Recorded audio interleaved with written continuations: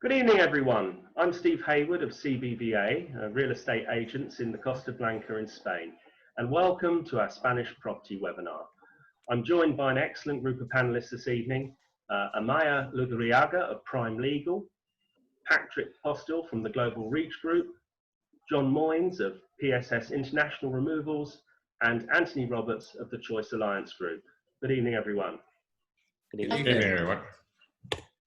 Hi, and don't forget that you can submit questions during the webinar, and if we don't deal with them immediately, we'll have a Q&A after the presentations, okay? So first this evening, Amaya is going to tell us about the Spanish property purchase process. So it's over to you, Amaya. Thanks, Steve, and thanks for the invitation. I'm very happy to be here this evening. I'm going to share my screen so that everyone can see. That's it. Well, I would like to thank everyone to join us.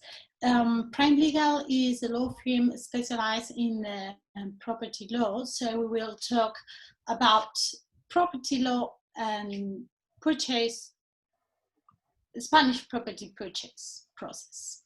This is it. And also we will talk about Brexit implications. The first thing will be talk about the purchase process.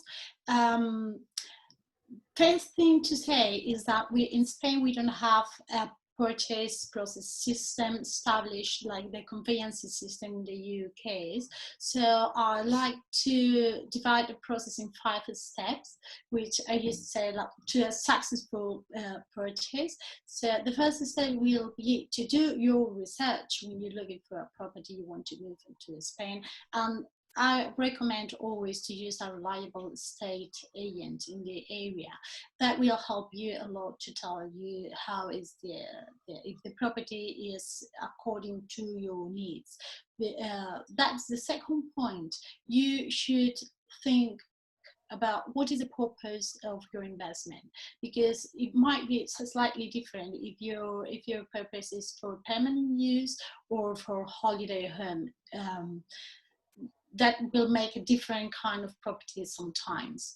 The second step will be it is a very short one, but a very important one. It is a deposit and the reservation contract. At this point, once you have found the property you want to buy, you will be asked to secure the property and the price by taking off market this property for a period of time. In that moment, you will be asked as well to pay the deposit and sign a contract. This contract normally is very short. It will say who are the parties to the contract, the vendor and the purchasers, and some kind of description of the property, what the property is and the number of the land registry, but not many clauses. So in this case, the reservation deposit, you have to be aware that normally it is not refundable. So I always advise that before signing any contract, before giving any deposit, you get the proper legal advice, because sometimes we can negotiate the clauses. We can put more clauses in that small contract and make sure that the property is in good legal conditions before going ahead. The third step, it is the biggest one. It is everything is when we do all the work. So in this step, after the reservation contract, we will run the searches. We will do all the checks on the property and negotiate the payment schedules and all the kind of conditions. It depends on the kind of the property as well. So we will look for who is the owner, if the property is registered in the land registry, if you're buying an off-plan property, if they have the building license in place, or if it's already a second home or it's a new house but it's already built, you need to have the first occupancy license. So that's very important to check as well. And also if it is free of any kind of charges or inconveniences. So at this point, I would like to remark that you can only rely on the information that you have in writing. For example, if you're buying a property furnished, it is interesting that you have the old inventory of furnitures annexed to the contract. Otherwise, you can have nasty surprises. So everything you need, or any condition you agree with the vendor has all the purchases, you have to put it in writing and annex to the contract. As well, in this moment is when we will ask for you the NI number, which is the number for foreigners, the identification number for foreigners. You will need to open a bank account in Spain, and if you need so, you will obtain a mortgage. So for all this kind of paperwork, we recommend to grant a power of attorney to your lawyer so that we can deal with all this paperwork. We can do it for you. Take care of all the process. About the NIE, it is important to know where and how long it takes to apply the NIE. Well, it will depend on the province. You have to apply for your NIE that now will be your TIE, where the TIE means is the card for the identification card for foreigners, which is changing at the moment with the Brexit. We will talk about this later. You will have to pay for that, to apply for that in the province where you're going to live, in the immigration office. So it will take, depending on this immigration office and the busy it is, it will take different times. We don't have established time for that. Also, if you need to take a mortgage, it is very important that you take this in consideration before you sign the purchase contract, because it will take a long period. At least it can take 40 days or even more, because you need to go to notary twice, and you need to fill a lot of documents. You need to provide to the bank as well a lot of information about your economic situation, and it will take quite a while. Also, it's important to know in advance how much can you borrow to the banks. At this point, I won't go too deep in this because it can be very complicated, and it will depend on the situation of everyone. But the maximum that banks are given for non-residents is the 60% of the purchase price or the valuation price. It will depend which one is lower. And at this moment as well is the moment to plan your currency exchange, because you can get a mortgage in Spain, but the rest of the funds you will probably bring them from the UK, so they can help you save a lot of money, and that is Patrick will explain you how to deal with this exchange. And also, if you're planning to move to Spain, it is also the moment to consider and to take care of the dates, because as well, John will explain you later, it is not something that you can do from one week to the other. So it is a good moment to plan when you want to move and when you need your belongings to be in Spain. And then we will sign the contract. The next step is the completion. This is a short one for you, because your lawyer will prepare everything, all the paperwork for the notary. You will sign your title deed before the notary, who will make sure that all the legal procedure has been followed. We will prepare all the paperwork, all the certificates, information about the property, the prices, how much have you been paying for the deposit or the bank transfers. We will provide everything to the notary, and we will prepare your title deed so that you only need to go and sign your title deed. I would like to just bring your attention to this point, because it is important that in the power of attorney you granted for your lawyer to do your NIE and all these paperwork, you also granted faculties for buying the property on your behalf, especially in these times of the pandemic, that we are not very sure when are we going, if we are going to be able to take a plane or going somewhere. It is good that you are covered and your lawyer can sign your title deeds on your behalf. And the last step is the easy one. You just is collect the deeds, is pay the taxes, the register the property, so you won't have to take care of any of that, because your lawyer as well, in this case Prime Legal, will take care of this, and will also set up the utility services. So Prime Legal looks after absolutely everything. You just need to take your key and open the door and be relaxed and enjoy your new property in Spain. From my side, Steve, about regarding the purchase process, I'm done. We will talk later about the Brexit implications. Okay, that's great. Thank you very much, Maya. Okay, that's quite interesting. I mean, there are obviously some differences between the process that we might be accustomed to in the UK and the process in Spain, and that's very interesting for our viewers. I think it's also really probably quite obvious. It's really important to have a qualified professional and reputable lawyer like yourself. Okay, we're going to be coming back to Amaya later, but next up we have Patrick from the Global Reach Group, and he's going to explain how to make the most of your overseas currency transfers. Thank you very much, Steve. If you could just share my screen. Oh, sorry. We've got just a little technical hitch here, folks.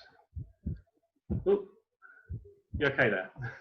That's better. I can share my screen now. Bear with me. Right. Good evening, everyone. My name is Patrick Postel, and I'm a senior manager from the business development team at the Global Reach Group. We are an international payment specialist, or currency broker for short. I'm here this evening to talk to you about making the most of your overseas money transfers when purchasing a property in Spain. In particular, how to minimize your exposure to negative currency fluctuations. So, what would you do with a few extra £1,000? Would you renovate a holiday home? Would you buy some new furniture? Would you buy a bigger property? Or would you pay for the cost of your overseas moves? As specialists in the market, our job is to help you save money on your international money transfers in the volatile foreign currency market. So, what is the difference that Brexit has made? When Britain voted to leave the EU in June 2016, it caused huge swings in the markets, causing the pound to drop by 10% against the euro after the result was announced. As you can see, the difference between the pound to euro exchange rate on the 22nd of June 2016 of 1.30 to the exchange rate on the 8th of September 2020 of 1.10 is around about a 15% decline. To put that into monetary terms, £300,000 in June 2016 would have bought you 390,000 euros. In September 2020, that would buy you 330,000 euros, which is a difference of 60,000 euros. So why not use a bank? This is a question we get quite often asked. Banks sell and offer so many different products, they simply do not have the time to solely focus on foreign currency. So they are less responsive to customers' needs. Exchange rates are constantly fluctuating 24 hours a day.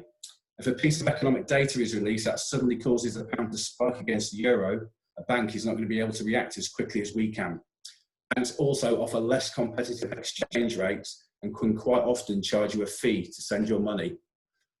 So a little bit about Global Reach. Our company was founded in 2001. We have over 25,000 active clients. In 2019, we processed around 6 billion in foreign currency payments.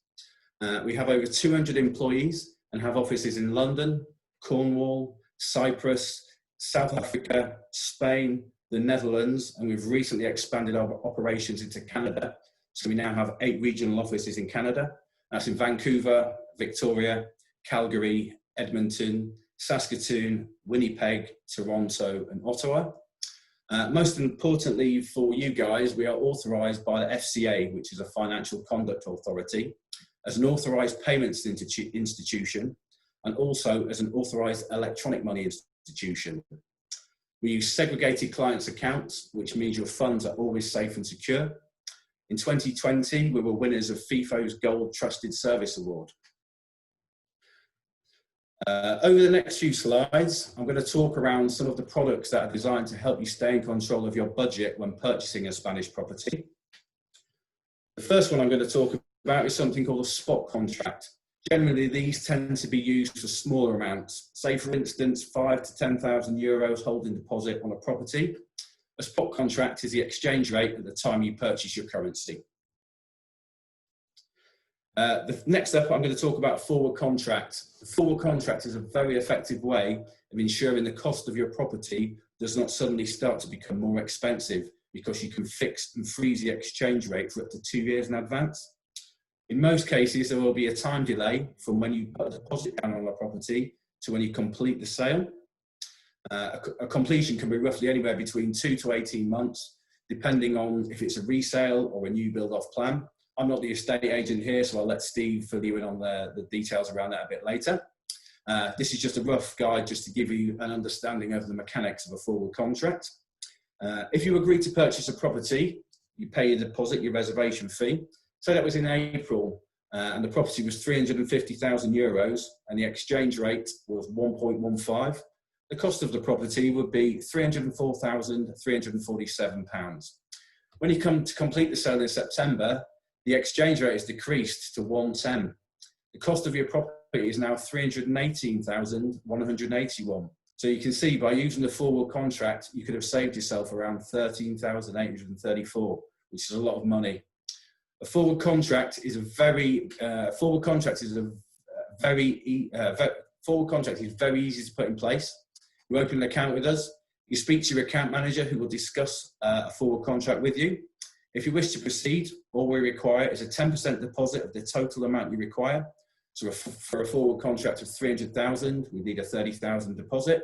The exchange rate is then frozen for the next 2 years. So you now have peace of mind that should the pound start to decline against the euro, you are now in complete control of your budget.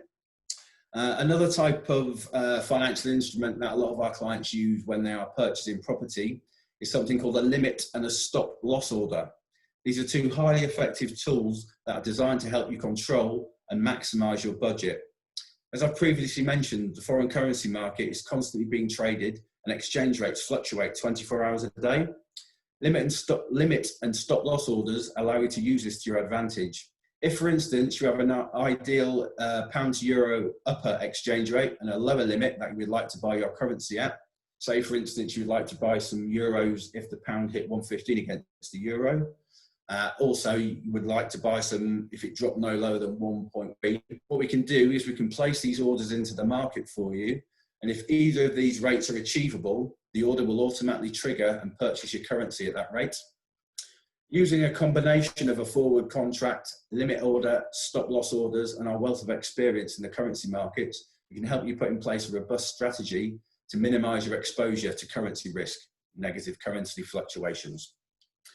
We also offer a service for smaller regular payments. We understand that many of our clients still have assets, bank accounts, pensions, etc. back in the UK. We found that many people use their high street banks to send their funds to their Spanish bank accounts. When they actually drill down and look into the rate they've received and the transfer fees they pay, this becomes a very expensive way to send your money to Spain. So we also offer a much more cost-effective solution to cater for our clients that wish to transfer smaller amounts, pensions, mortgages, living expenses. We effectively sit in between your UK bank and your Spanish account. You set up a standing order from your UK bank and transfer your sterling to our Barclays account. This can be done weekly, monthly, or quarterly.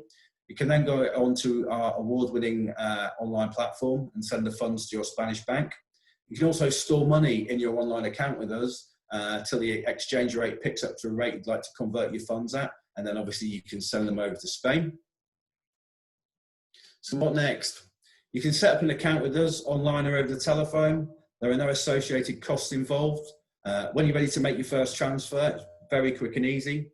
You give us a call, speak to your account manager, you agree a rate over the telephone.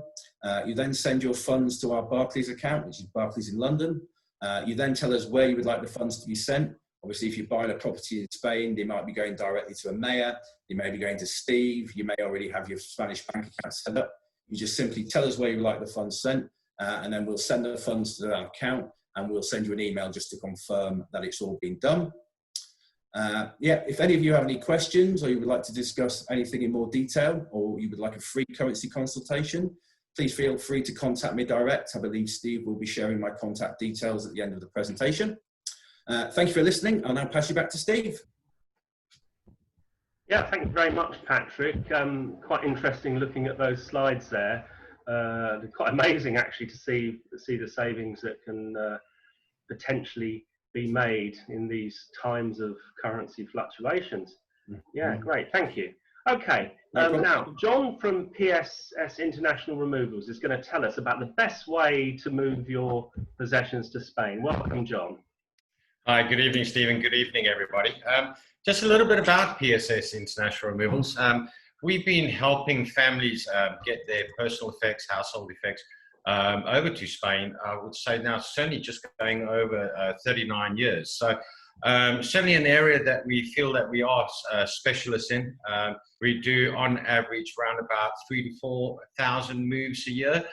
So whether you've just got a box to send over, or personal effects, or a little bit of memorabilia, or your full household, where you need us to come and do all the packing, certainly that's something we can assist you with. The biggest problem, and the main reason I would like to have this discussion today, is what we call the last minute moves. The amount of phone calls we are receiving where clients are phoning up and saying, John, I've got 3-bedroom property that I want to get over to Malaga, but I need it done next week. Everybody is in a bit of a panic. They say that moving abroad or moving home is as stressful as getting married.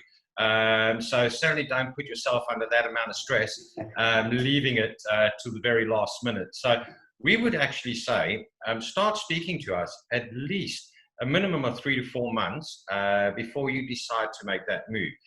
Because you may decide, well, I'm going to pack a few things, or I really want to sit back and let the guys do everything for me. And also there's a couple of services, but more importantly, is it worth sending certain items? You know, you've got that IKEA piece of furniture, and by the time you dismantle it, we pick it up, get it out there, and have no idea how to put that together because you don't have the diagram. So it's all these little things that we would really like to discuss with you right from the beginning of the whole process. And also it gives you an idea, instead of us popping around, because at the end of it, you will only be charged for what we actually collect on the day. So it gives you that opportunity to go through your clothing. I haven't worn this in 10 years, or it's been in the loft for the last 10 years. Is it worth actually sending those effects? So what we offer our clients is either a free home survey, and because of COVID, we've actually taken on new technology, as with what we're doing this evening, is offering our clients a video survey. So if it's generally used on the small amount, I send you an app, you download it, runs in the background, it's pretty much like FaceTime. We walk around the property, you indicate what's going, and then we can base the cost and because it's all based on volume or cubic feet or cubic meters of what you're looking at sending. But the home survey is always the best option. We spend a good hour with you. We look at the access en route. You know, can we get a 7.5-ton vehicle parked outside a property in London?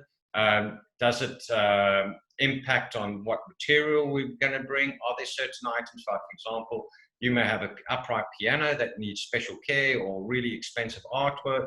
So these are all the things that we will walk around. You'll get a full list and an itemized list of every single item that you indicated to us. What happens is that comes back to us. We then send you out an estimate or quote based on that volume. But now, because you've called us in advance and we've got the time to play around with figures, you could turn around, give me a call and say, John, actually from bedroom 2, please remove these items, or I couldn't resist, went and bought another 50 pairs of shoes, added to the list. So it gives you a real indication of what type of cost. Now, the service that we offer is that we come around and pack absolutely everything.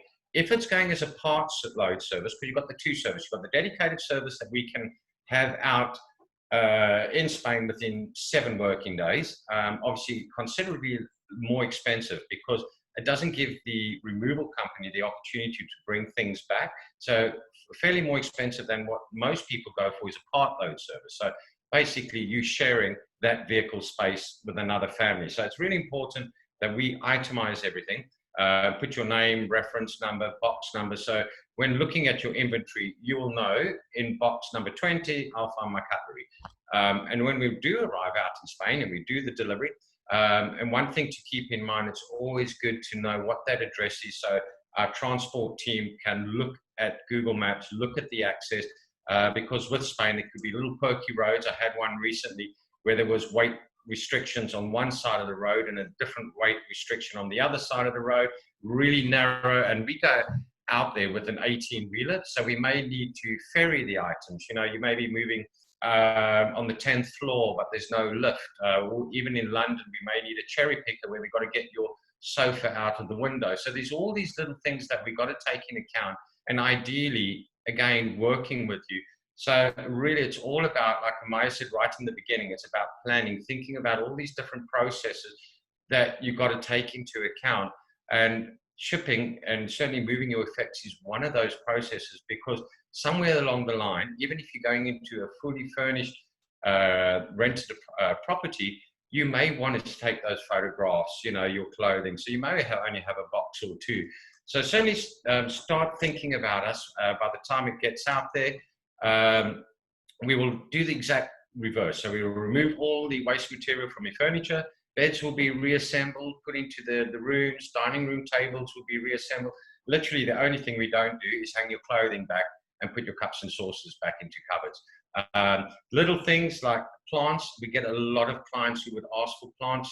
To be honest with you, if it's going on a part load service, I wouldn't recommend it because we don't actually water your plants for you. And there's also being in a hot vehicle, in a storage facility, is not great for the plant, but also you're paying for all that space above that plant because obviously we can't pack on top of it. So try and avoid things like that. Try and avoid any perishables.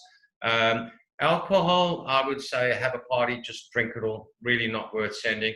Wine, again, when you pack wine for its safety, you've got to pack it upright.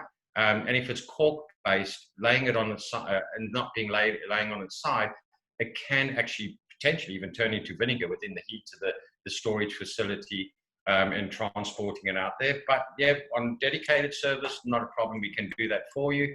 And in terms of cost, I would budget on average between £4 to £5.50 per cubic foot. So to give you an idea, a 3-bedroom property pretty much fills the capacity of a UK single garage. So 20 foot by 8 foot by 8 foot. And that you would be looking at 1,000 cubic feet. So therefore, you'd be looking around about just over £4,000 plus VAT. Now, the reason why I say plus VAT, as it stands right now, being part of that, the EU, unfortunately, there is VAT applicable.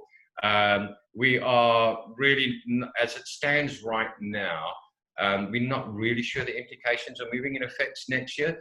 Certainly, listening to the panel, it's going to become clear that there will be some restrictions in terms of customs forms may be needed, proof of residency may be needed. So hence, that's why we've got the sudden influx of people looking at moving this year, whilst, you know, we still got that security of moving effect. So if you are looking at moving this year, please, by all means, give us a call. Sending a couple of boxes, really cheap. You're only looking around about £56 a box as a door-to-door service. We get that turned around pretty quickly for you.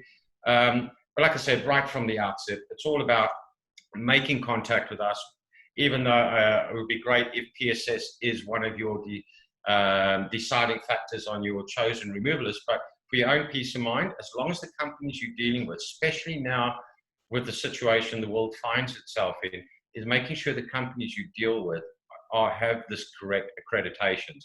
And with us as being members of the British Association of Removals, because you're paying up front for that move, you want to make sure, God forbid, that company doesn't go into administration. So as long as the companies that pop around have that accreditation, you will be in safe hands, and it's going to boil down to who you feel comfortable. And obviously, pricing structure does make a big difference. So that's it, keeping it short and sweet from myself.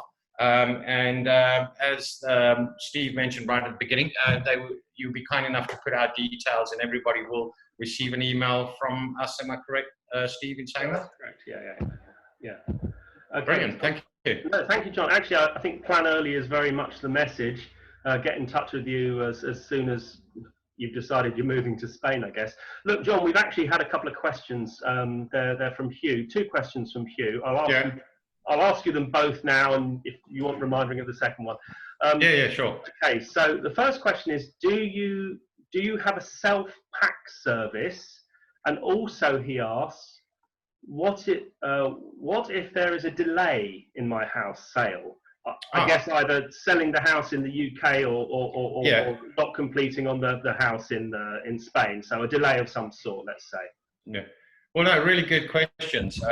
With regards to a self-pack service, yes, a lot of people do want to pack their own personal bits and pieces. And that's not just to Spain, that's globally.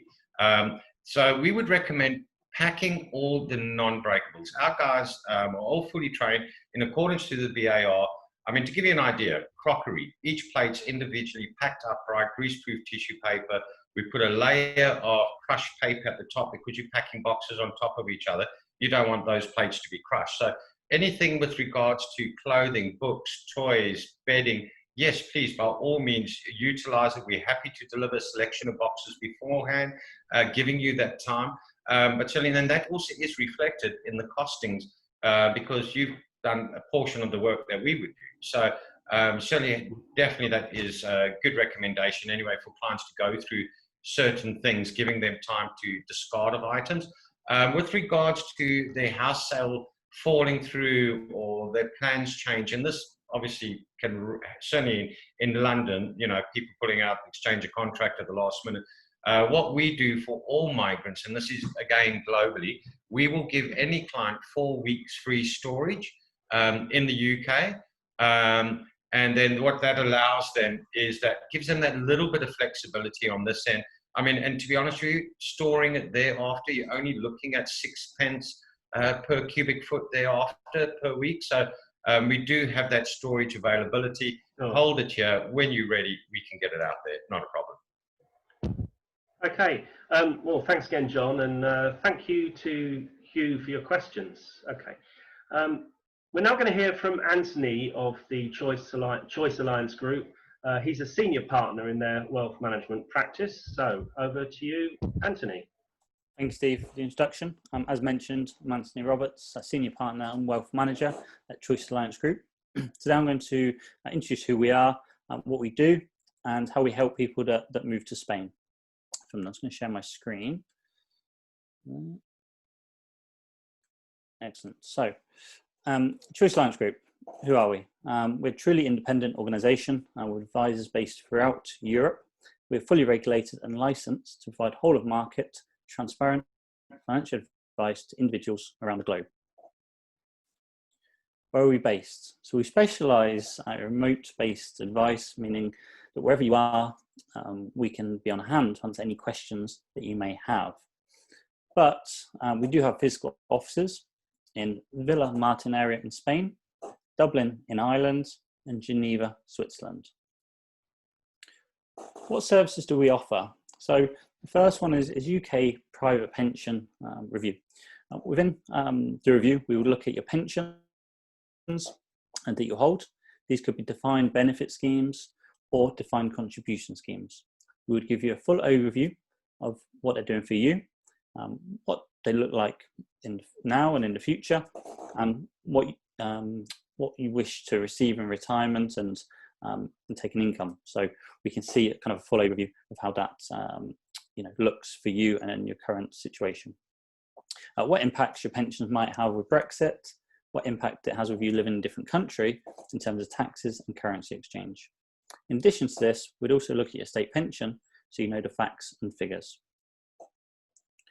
Existing savings and investments. So similar to your pensions, we'd give you a full overview of your savings and investments to make sure they're still relevant when you're moving to Spain.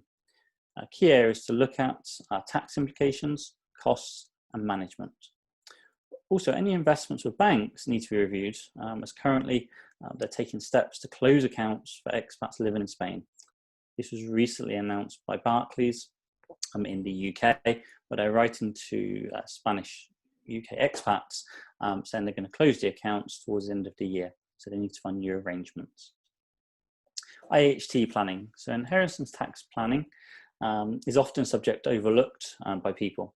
Depending on your net worth, upon death, you may have to pay inheritance tax in the UK, even though you're living in a different country. So what we would do is we would look at ways to mitigate or reduce this issue. UK mortgage reviews. Even though you're leaving the UK, you may still have a property or a few properties with a mortgage on. We would specialise in looking at those mortgages or mortgage, as a new expat in Spain, and reviewing your current rates, making sure that you're basically receiving the best rate on the market from your mortgage provider, or is there something better for you? So we can look at that. Lump sum investments. We offer a range of investments to meet our clients' needs. They're tax compliant in Spain and to match your investment risk level there as well. So how can we help individuals move into Spain? So you've probably found a property that you want, that you're going to purchase. You've selected a moving date. You may have spoke to John at PSS about your removals. Your next step might be to get your financial affairs in order. That's where we can help. We would sit down with you via telephone, Skype or Zoom and discuss your current and future financial needs. This normally takes about 50 to 60 minutes, depending on your circumstances, and it's a free initial consultation. Once this part is complete, we would provide a report with our recommendation and a breakdown of what that looks like. And then from there, we would probably hold a further call to discuss that recommendation, where you would answer or ask us any questions that you may have. I just have an example now of a couple that's were planning to locate to Spain and were concerned about their savings and income when they arrive. The couple were 55 and planned to find employment once they'd become settled. As the couple had good working history in the UK, they both amassed private pensions, but they were not permitted to access them until they reached 65 years of age, due to the pensions being defined benefit schemes. We assessed their situation and gave them all the pros and cons of accessing their pension early. Some of the benefits they liked were able to take an amount of capital from their pension tax-free, changing the currency partially to euro, and achieving a flexible income opposed to a rigid structure their current pension was offering. By taking our advice, it gave them a buffer of savings in their current account, but also ensured they had the option of taking an income if they wanted to. Also, they were happy to have their pensions managed and received a regular updates that might come with pension rule changes and also the impact of Brexit. In addition to this, if the clients were unable to find work, it left them the option of withdrawing a regular income as and when they need it. As once it had crystallised, we had crystallised their pensions, the requirement to wait until they were 65 no longer applied. And even if things didn't work out for them in Spain and they decided to return to the UK or elsewhere, we ensured that their pensions were kept in a UK structure to ensure not only the highest level of regulation, but also flexible for the future. This kind of structure is called a SIP, self-invested personal pension. And you can hold a SIP and take its benefits anywhere in the world, including the UK. So if you did decide to return, you're not permitted to continue taking an income. Thank you for listening. Steve is sharing our information at the end. Any questions, please ask away or send us an email from there. Okay. Thanks, Anthony. And don't forget, everyone, we do have a Q&A with the panelists, and that will commence after we've heard once again from Amaya. Now, this time she's more specifically talking about residency in Spain. So once again, Amaya, just put you on the screen there, and there we go. Welcome back. Thank you. I need to share my screen back again, so that you can see the information. Yep. Okay. Okay, there it is. Brilliant. Excellent. So we will talk about, whoops, I don't know what happened here. Sorry, excuse me. This is. We will talk about the Brexit implications, and the main implications for individuals are two: the residency and the taxes. Regarding the residency, I think most of the people already know the withdrawal agreement provided a transition period until 31st of December 2020. So even if you have already left the European Union, we are still in this period. So from July, there are two main situations. The first situation is those UK nationals residing already in Spain, these ones, during and after the transition period, shall maintain their rights: residency, work, free movement, social security. However, you may apply for the residency document. This is now known as the TIE, which is a foreigner identity card. The second situation is those who arrive after the transition period, and they will have different rights. Which rights? Well, we don't know. It will depend on the future agreements. By the moment, if you arrive after the 1st of January 2021 to Spain, you'll be considered a third country national, and therefore general immigration regime will apply unless an agreement between the parties, between the UK and the European Union, is reached. But as you can see lately, they don't have a very good relation, so we don't rely too much on that. You know, what we know is that you will be treated like third country national. So at this point, I decided to do like practical questions, so more than just explaining the withdrawal agreement with all the technical things. So the first question is how to get the TIE and how long will it take to get it? Well, it will depend. It will depend on if you have a registration certificate already, which is the green paper that most people have, or not. If you have this registration certificate, you must request an appointment that you can do it online and submit your application personally. The new residency document will be given, well, it will be decided for the office that process the card, because the maximum time is 3 months. They don't take so long, but it depends on how much workload at the office that is still in half. The second case, this is if you don't have this green paper, you have 3 steps. The first step is the application. You can do it online or face-to-face or by a representative. And the second step is request the dispatch of this card. And the third step is collecting this card. The second and the third, requesting for dispatching the card and collecting the card, both have to be done personally.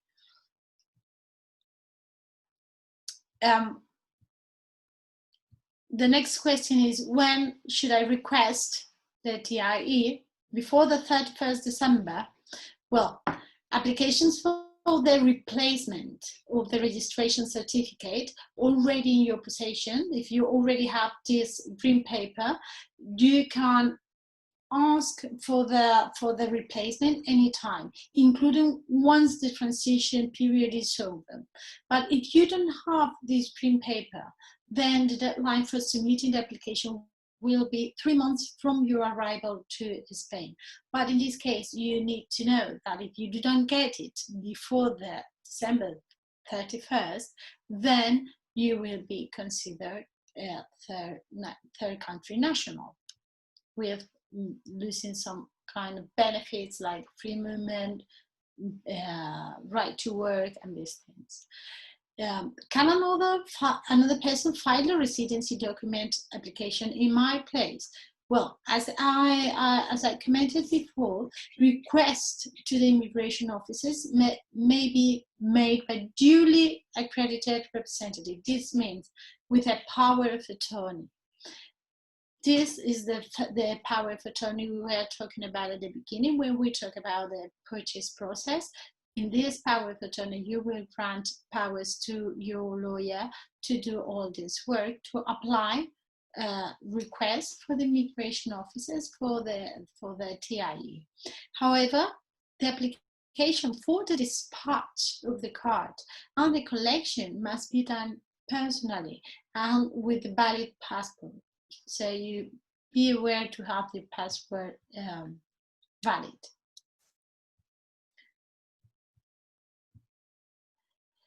Basic documentation to be provided. If you, oops, sorry, I don't know what, okay, sorry. If you do not have the registration certificate, which is the green paper, it will depend on what is your situation. For example, if you're going to work, if you're going to be a self-employee, or if you are not going to work at all, because you have incomes coming for your business, or you're a pensionist. So some of the documents will be the same for all the applicants, but some of them will be slightly different. So I will focus in this case on the people that won't work in Spain. You will need the application form and pay a fee. That fee is very cheap. I think it's around 12 euros, something like that. You will need a valid and current passport, the original. You will take the original and copy of all the pages, and or depending in the case, the power of attorney. Also, you will need documentation attesting that you resided in Spain before the end of December 2020, or if you go asking for later, it will you need to prove that the person falls into the scope of the agreement. For example, if you have had a rental before, then you can prove that you have been residing before, and then you are within the scope of the agreement. For sure, you will need a health insurance, public or private, with a coverage equivalent to the national health system in Spain.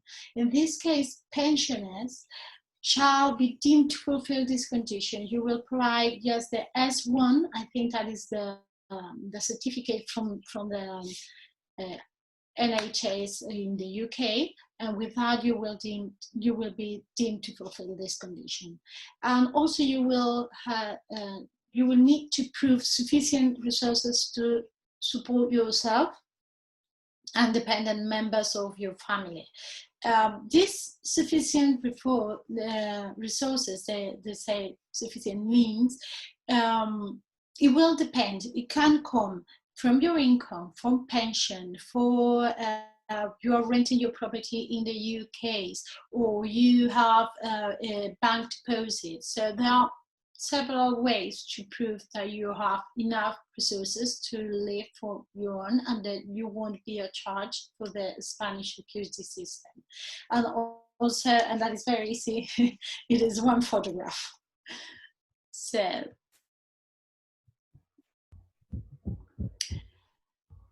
what about the golden visa? This is the famous golden visa. So golden visa is a residency permit for non-European nationals. This golden visa will give you the right to stay and work in Spain, and it grants automatic residency in Spain when you purchase a property of 500,000 euros or more. Also, when you do another kind of investments, but this is the more useful, but you can invest buying shares of a company and other kind of investments. One of the most relevant characteristics of that, the golden visa does not require you to live in Spain.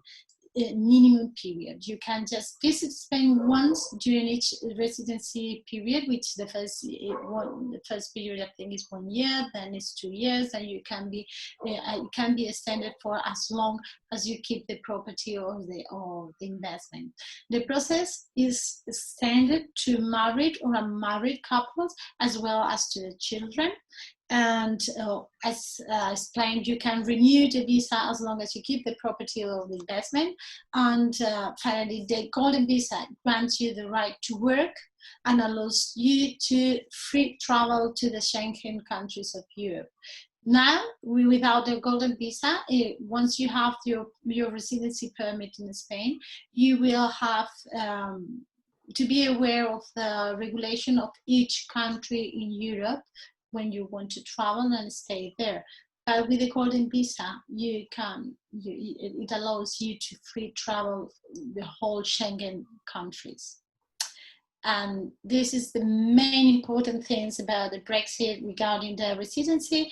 About the taxation, I won't go too deep in this. I just will say that this will affect for UK nationals that already have a property in Spain, and we'll see the difference. But the thing is that the taxes will be increased as you will be considered third country national. Mainly the taxes affected will be the non-resident imputed income tax, the rental tax, the capital gain tax, and inheritance and gift tax, because you won't be able to apply the benefits of the regions that nowadays you can do. I'm so sad to talk about taxes. So, Brexit summary. The plan approved declared that the Spanish residency certificate will be needed to confirm legal residency in Spain.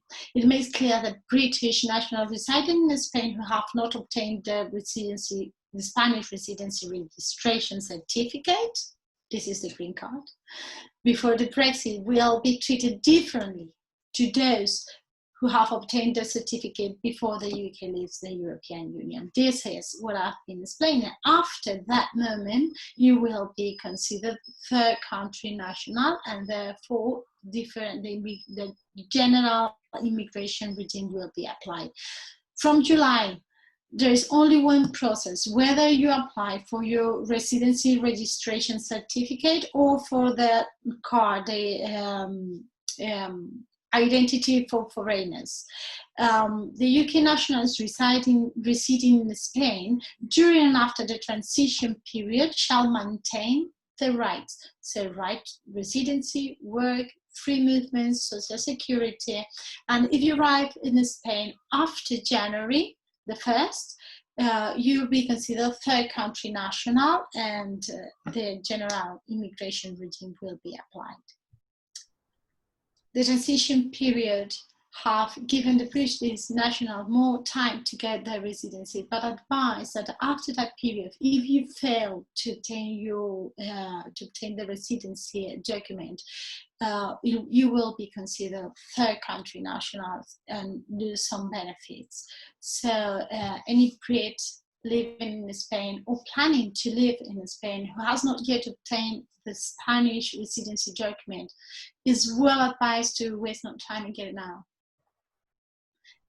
Steve, from my side, if they have any questions, I will be glad to answer. From my side, this is all. Okay, thank you. Thank you very much, Amaya. I think that really underlines that if you want to be resident, you're a UK citizen wishing to be resident in Spain, it really is best to act now and get everything in motion before the end of the transition period, because after then, as it stands at the moment, it's going to be much more difficult, unless of course an agreement is met. But the way things are at the moment is looking a bit tenuous there. But anyway, hey, we're going to go into the Q&A session now. Now, I have a question from Stuart. It's sort of several questions, and it covers some issues related to the Brexit implications, and some of this, Amaya, you've already covered, but maybe we could just go through this again so everyone understands the points that Stuart has raised. first of all, he's asked, what are the requirements from the 1st of January 2021 for UK citizens looking to move permanently to Spain, as it stands at the moment, as we know? I didn't understand the question. Can you repeat? Oops. What is it? I don't have lights. Sorry. Wait a sec. I don't know what happens. Okay. Oops. Excuse me. Okay. Yeah. Sorry. What I was asking. What Stuart's asking is what are the requirements from the 1st of January 2021 for UK citizens looking to move permanently to Spain? And obviously, as it stands, the UK will be considered a third nation status. So, for example, if we had someone from a third nation status country, what would in general terms, what would the requirements be for them to become resident in Spain? General terms, yeah, in general terms, you will be required to show proof that you are going to work, that you're going to study here, or that you have income. At the moment when you apply for the NI number, they don't ask you anything. You just give your British passport and just apply for the NIE.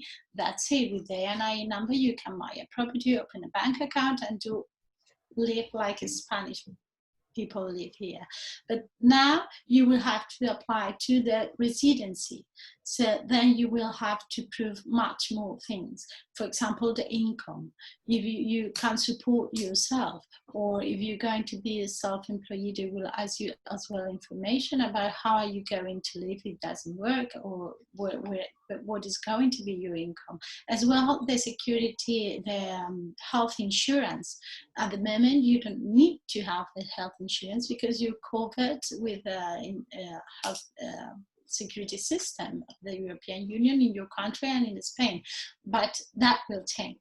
So you will have more difficulties. And once you are here, your taxes, if you are not resident, your taxes will be higher.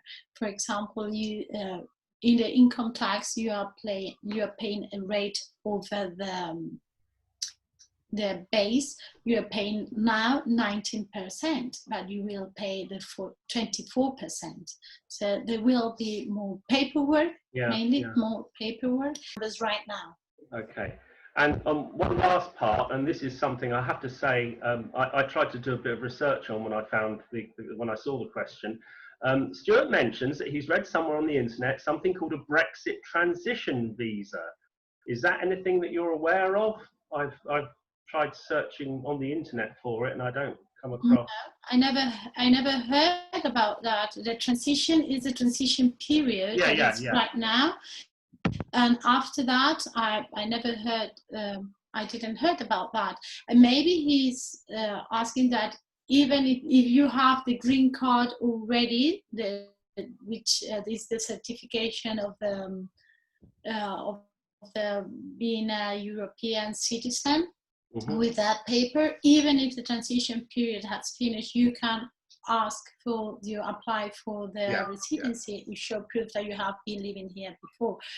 But I never heard about a kind of transitional visa. Maybe they are calling that way, but not in the laws. Okay, thank you for that, and thank you, Stuart, for your questions. It might well be that you want to contact Amaya directly by email or give her a call, and we will be giving out the various contact details after the webinar. Next, we have a question. This is from Elaine. It refers to UK state pensions, so I'm going to give this one to Anthony to answer first of all. Okay, so basically, Elaine plans to relocate to Spain and is due to receive her UK state pension in 2 years' time, but she's heard that she will only get a fraction of her pension if she lives in Spain. Is this correct? No, as long as she's had the full 35 years of contribution to the national insurance system, she will get a full UK state pension there. Okay. If she's contributed between 10 to 35 years, she will get a partial amount depending on the year she's contributed there. But presumably that would happen if she was in the UK, moving to Spain, or staying in the UK. It'd just be the same anyway. Yeah, it'd be the same, depending on if she's got a job now, or if she's leaving now and retiring in 2 years. The pension she'll get paid, depending on the amount, if it's full or partial, is gross. So she'll get paid without any tax deducted, but she'll need to declare that in Spain. Right. Okay. And the next part of Elaine's question, probably best dealt with by Patrick.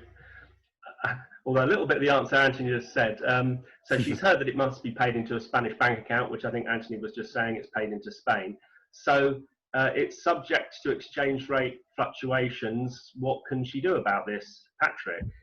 If the pension is paid directly into a Spanish bank, then there's not a great deal we can do. But if the pension originates in the UK, then she should be able to ask the provider to pay that into a UK bank, or some pension providers will pay directly to our client account. Right. She can get the pension in sterling into our UK account, and we can convert it at a much more cost-effective rate than a high street bank and send it over to Spain for her. Right, okay. Okay, I have one final question. This one's for John. So this is from Simon. Thank you, Simon. And he says, has the coronavirus situation caused any problems with deliveries? I guess he means removals arriving in Spain. Has there been any form of delays or anything like that? Can you hear me? Well, not really, and not really, and that was and quite surprisingly, even during, I mean, when we were in total lockdown, obviously we had to pretty much shut up shop and nobody was allowed out. But once everything was opened up, vehicles moving out, however, there is even now there is a slight delay, not in necessary term collecting the goods. So the UK is absolutely fine. Yes, we do ask clients to sign this new governing body agreement called a COVID-19 removals agreement, basically to protect the client and ourselves, in the sense that we will pop around with gloves, we will pop around with masks, asking clients to keep the windows open, trying to keep that social distance. So, but in terms of deliveries, the biggest problem at the moment is the backlog of vehicles crossing over the channel. So because of delays, it's not just Spain. A lot of companies will not just fill that vehicle with effects going to Spain. There could be a couple of other country effects. So they may be going through Spain to somewhere else and offload here, move along. So it's more crossing the channel in the UK that's causing a delay. But when we say a delay, we're talking worst case scenario by a week. Obviously, who knows what's going to happen going forward. But certainly, again, like I mentioned earlier, we would offer that storage if needed. But we will work with the client and obviously keep you completely informed of any changes and keep you up to date. Yeah, absolutely. Okay. Well, thank you very much, John. Thank you very much. And we've just about well, we've actually slightly overrun by a few minutes, but that's okay. So we're just all on time, more or less. So I'd like to thank all of you attending the webinar, viewing the webinar this evening. I hope it's been of use to you. And as I say, you will be receiving an email from us with all the contact information, an opportunity if you need to watch the webinar again, or you want to watch a bit of it again, it'll be up on YouTube quite soon.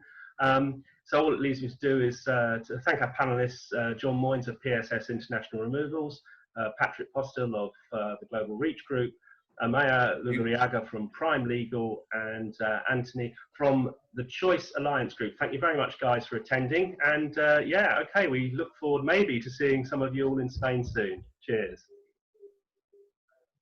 Sure. Thank you. Thank you. Bye. All right. All right.